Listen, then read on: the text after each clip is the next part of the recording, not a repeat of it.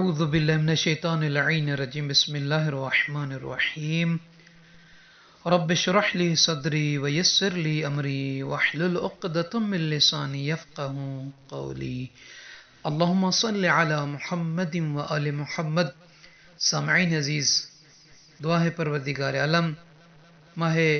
شعبان المعظم کے آخری عشرے کی پہلی رات یعنی 21ویں شب کی نماز فضیلت بیان کرنی ہے۔ سرور کائنات رحمت للعالمین نبی، شفیع المذنبین نبی، آقا و مولا حضرت محمد مصطفیٰ صلی اللہ علیہ وآلہ وسلم اپنے فرمان مبارک میں ارشاد فرماتے ہیں، ان النبی صلی اللہ علیہ وآلہ قال ومن صلی فی اللیلۃ الحادیۃ والعشرین من شعبان 8 رکعات یقرأ فی کل رکعۃ فاتحۃ الکتاب مرۃ وقل هو اللہ احد والمعوذتین۔ سامعین عزیز، فرما رہے ہیں کہ آقا دو جہاں صلی اللہ علیہ وآلہ وسلم کہ جو شخص ماہ شعبان المعظم کی 21ویں شب میں 8 رکعت نماز پڑھے، دو کر کے یہ نمازیں پڑھنی ہے 4 مرتبہ، اور نیت یہ کرنی ہے کہ 21ویں شب ماہ شعبان المعظم کی 2 رکعت نماز پڑھتی ہوں یا پڑھتا ہوں قربتاً الی اللہ، اللہ اکبر کہنے کے بعد ہر رکعت میں، پہلی رکعت میں بھی اور دوسری رکعت میں بھی سورہ الحمد کو ایک بار پڑھنا ہے، اور اس کے بعد سورہ توحید کو بھی 1 مرتبہ پڑھنا ہے، اور سورہ توحید کے بعد سورہ فلق اور سورہ ناس کو 1 مرتبہ پڑھنا ہے۔ یعنی پہلی رکعت میں اور دوسری رکعت میں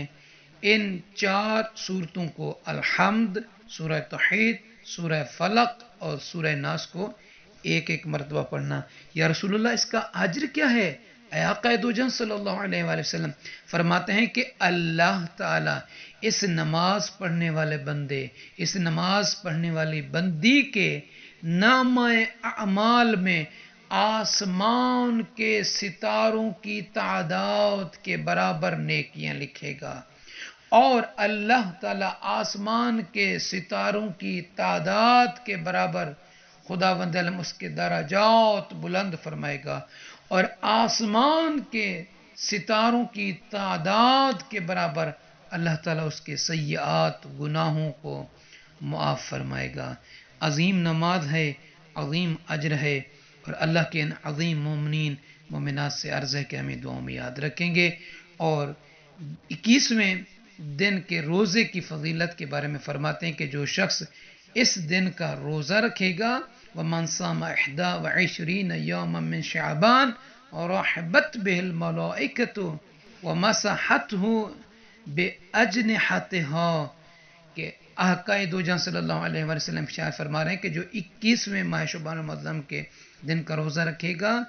ملائکہ اس سے اپنے پروں کو جو ہے مس کریں گے۔ یعنی صلی اللہ علیہ وآلہ وسلم ارشاد فرما رہے ہیں کہ جو 21ویں دن کا روزہ رکھے گا،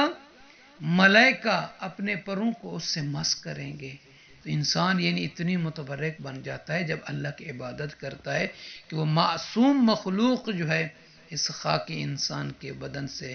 اپنے پروں کو مس کرے۔